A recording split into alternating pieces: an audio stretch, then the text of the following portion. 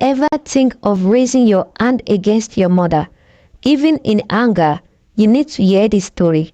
Because sometimes one slap can wake an ancient curse. This is not just a tale, it's a warning.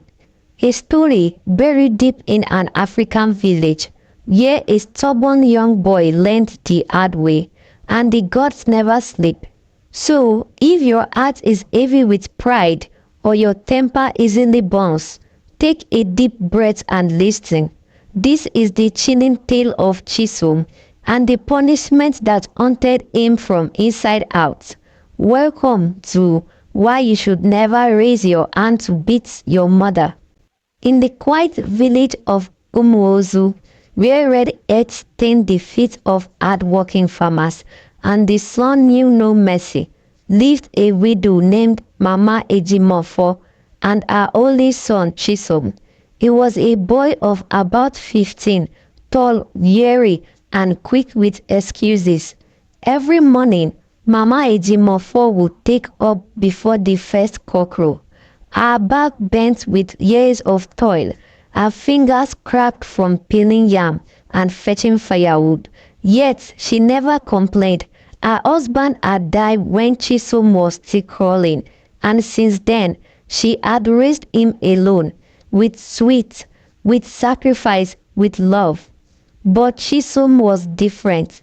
He would groan at the crow of the cock, pull his wrapper over his head, and ease, as if the sound of responsibility irritated his ears. Chisom, get up, we have to go to the farm. Mama, I didn't sleep well, I'm having a dream. You will dream your life away. My son, get up. He would drag his feet, carry the hoe like a burden, and follow behind like a shadow. The moment they got to the edge of the farm, he would start pacing. Mama, I want to poo. Again, every day, Chisom. But before she could finish, he would vanish into the bush and never return. She would weed, plant, harvest alone. By evening, he would return, fresh-faced, whistling like a bird that had no care in the world. And when it was time to eat, he would stretch his hand first, pick the biggest meat, and complain when there wasn't more. Mama, is that all? After all the suffering I suffered today, she would sigh. She never told the villagers, she never reported to the elders. She simply prayed that one day her son would grow up, but sometimes prayer are answered in ways we did not expect. It was a hot afternoon. The sky was clear, the ground dry. Mama Ejimofo had cooked bitter leaf soup with pounded yam, and eating quietly under the mango tree. She sat in the shade, fanning herself with a broken tray. Her eyes looked tired, her back ached. She had just returned from the farm again, alone. Chisom, she called. He was laughing somewhere near the compound, kicking a plastic bottle with his friends. He came reluctantly. Go to the yam barn and bring me one yam, just one. I want to roast it later. Mama, later. I want to go and play. I told my friends I would meet them near the stream. She stood up slowly and held him by the shirt. Chisom, just one yam. You are going nowhere until you... Leave me, Mama. I said I'm not going. You are always disturbing me.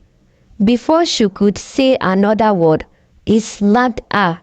A hot slap, one that echoed through the compound and silenced even the wind.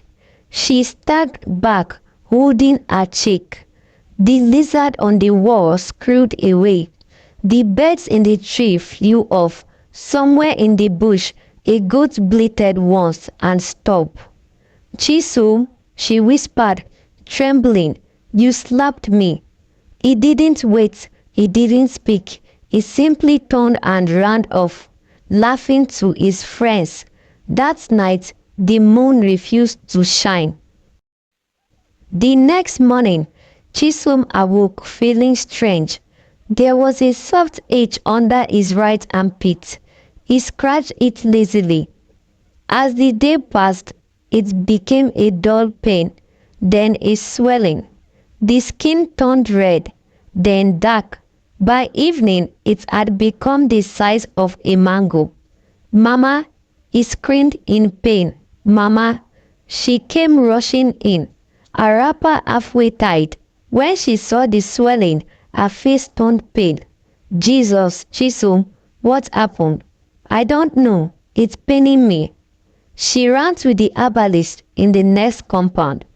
He came and gave her a black leaf to press on the boy. "Don't worry," he said. "It's normal. Maybe he scratched himself in the bush." But the next morning, there were two more swellings, one on his neck, one on his back. By the third day, his body looked like it was growing on bone heads. They throbbed, they stank, pus oozed from them slowly, dripping on the floor as he walked. He couldn't sleep, he couldn't sit. He screamed at night. He winked during the day. Mama Ejimofo wept and wailed, running from clinic to clinic, but nothing worked. They went to Umuze General Hospital. The nurses looked at him and flinched.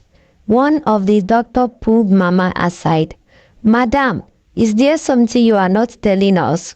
"What do you mean?" "Is your son involved in anything strange?" She shook her head, crying. "No, he's just stubborn.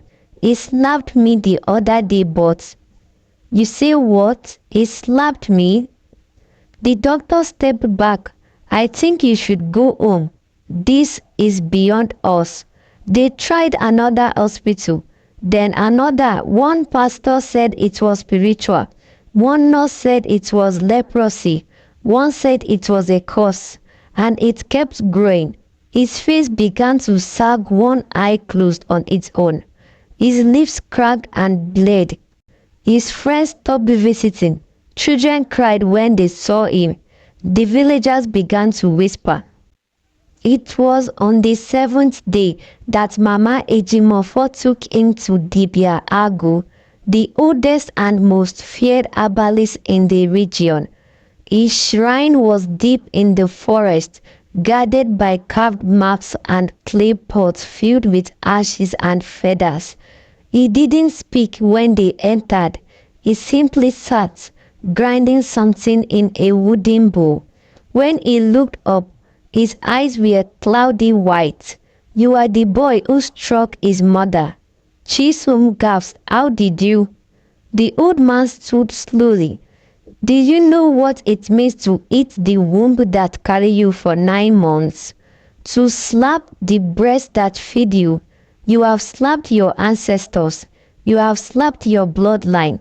You have called for your own destruction." "My chest is burning," Chisom cried. "You are lucky it's only swelling. Others have gone mad. Some turned into trees. Some vomit sand until they die."